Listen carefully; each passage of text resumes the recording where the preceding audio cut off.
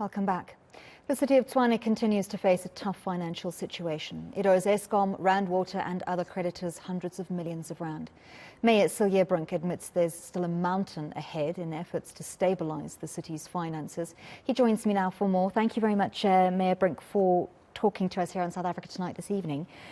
So you say the city's finances are in crisis. What is the current position and what does the outlook look like if nothing changes? So I wouldn't describe it as a crisis. I think the good news is that at the end of the last financial year, which ended last week for municipalities, the municipality in Tshwane was able to settle our short-term debt arrangements, including an overdraft facility. And that was critical. As I mentioned in my State of the City, that's one commitment that if we breach it, we forego any opportunity of similar funding arrangements. I think that's a really positive sign. It's also positive that the Municipal Council was able to deal with at least 10 billion of the accumulated 18 billion rand in unauthorized, irregular, fruitless and wasteful expenditure cited by the Auditor General. So we want to be clear, we don't believe there's a crisis. We believe the finances are in a critical condition, but the situation is recoverable.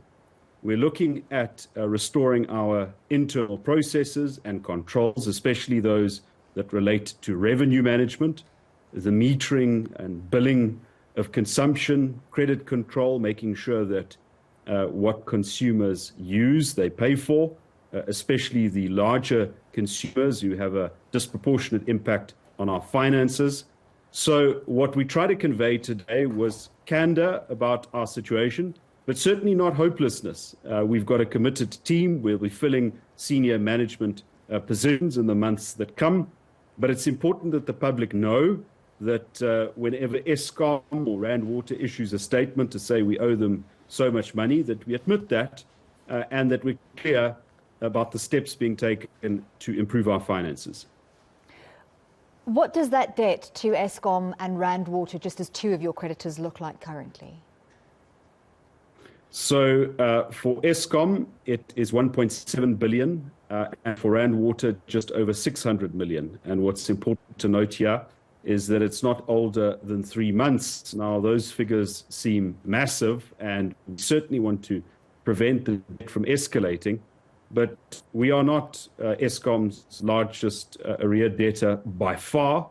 I think the big focus on Tshwane is because the city has, for many years, been a good payer. We have been settling our accounts, but a number of intervening issues are really coming to a head and have come to a head in the past few months. And I mentioned them today: above inflation salary increases granted outside of collective bargaining, the effect of the COVID lockdown on our finances, together with the 7 months in which the city was placed under administration, and of course the devastating effect of load shedding. So we are in a very vulnerable situation, but our commitment is to meet our obligations, not to run away from them. And the focus really is what changes are we making on the inside to move the trajectory upwards instead of having a downward spiral. Talk to me about revenue collection, because you've said that that's not the major brunt of the problem, but there have been certain systemic issues with revenue collection over the years. How are efforts looking to address those?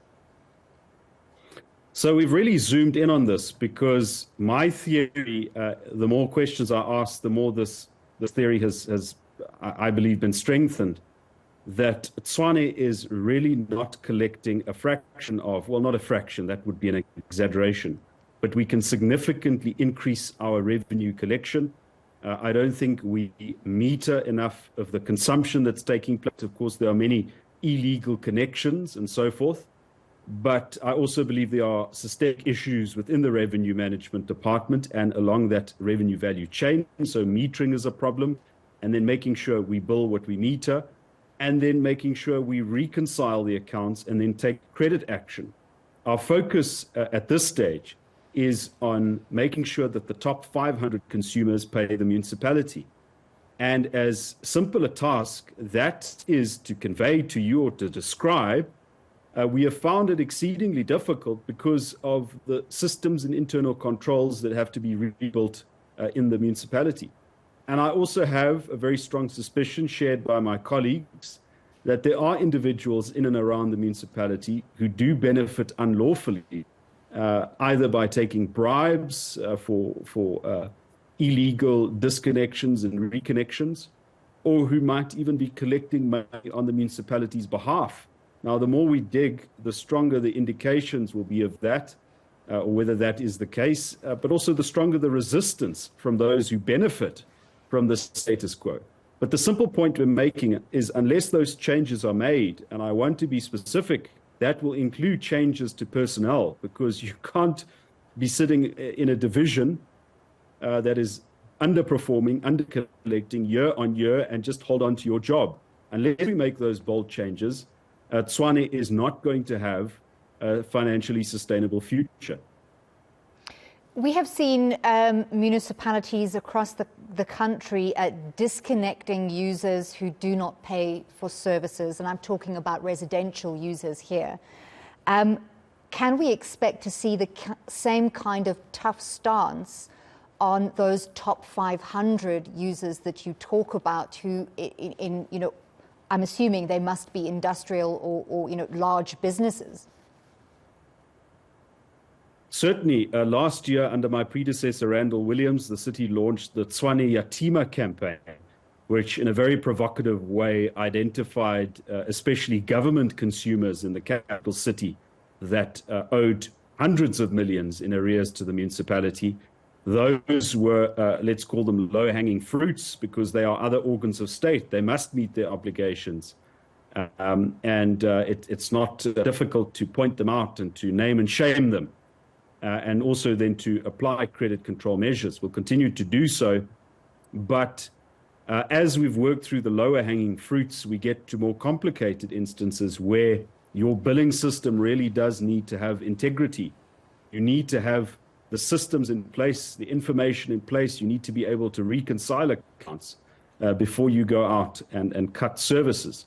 So that hard work is being done. We've got resources from National Treasury that's helping us to review our policies. We've already made certain changes to our tariff policy that went to the Municipal Council, but certainly aggressive revenue action, but not just as a campaign, not as a one-off, but as a standard operating procedure.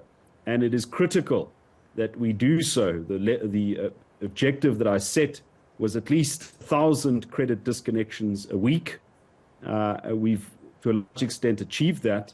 The challenge now is to make sure that we receive payments on those disconnected accounts. And if we don't, there's a very serious indication that there's corruption within the system. So it's a continuous battle. But what we want to convey to the public and the consumers of Tshwane, those who pay their bills up to date, we want to thank you. You are holding things together. And our commitment is to make the circle bigger, to make the circle of paying customers bigger. That's the only way we can gradually improve service delivery in Tshwane. Unfortunately, even those paying customers have recently had serious difficulties in accessing water due to challenges with Rand Water. What engagements are you having with them to try and come to some form of resolution?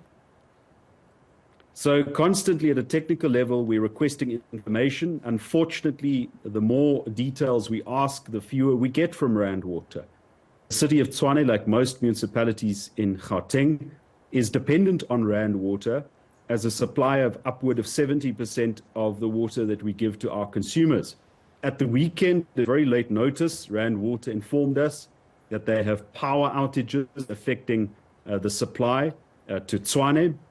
And unfortunately, there hasn't been much details on that. When I met with Rand Water in April, they discussed in great detail how stage 5 and 6 load shedding, as well as cable theft and vandalism, affect their supply of water. Now, we haven't seen a stage 5 and 6 load shedding. It is plausible that they suffer cable theft and vandalism, especially in Ekurhuleni, where they have most of their pump stations and plants.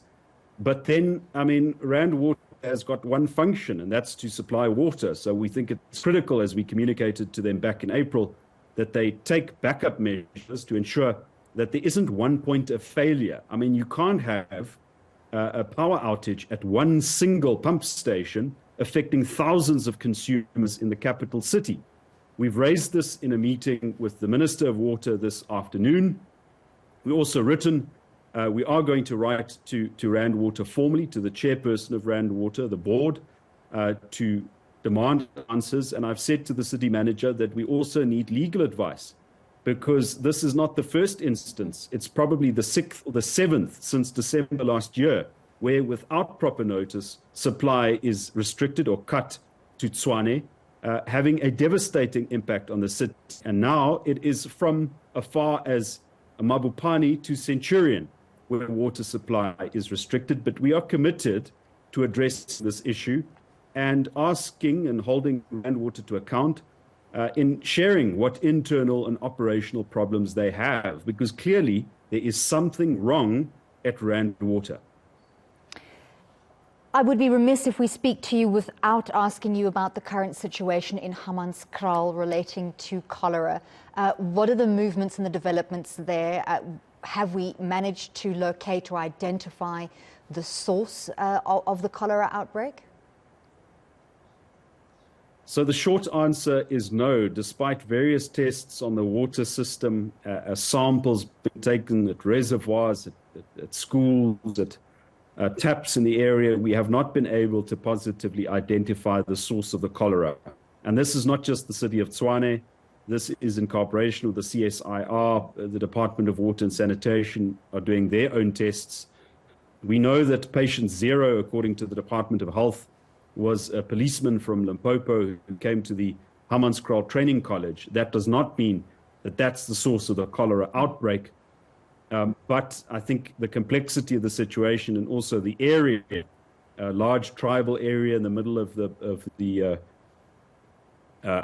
midpoint of the outbreak, can also contribute. There's no formal water reticulation without a township establishment there. But it would seem that the cases of cholera are coming down and the situation is stabilizing. Not that the situation is acceptable by any means. We've had a horrendous loss of life, and there must be full engagement and accountability for how the situation happened. But to just distinguish that for a moment from the situation of Hammanskraal water in general, we know that the quality of Hammanskraal water has been a problem for nearly 2 decades. It's not potable, it's not suitable for cooking and human consumption, and that's why we provide water tankers.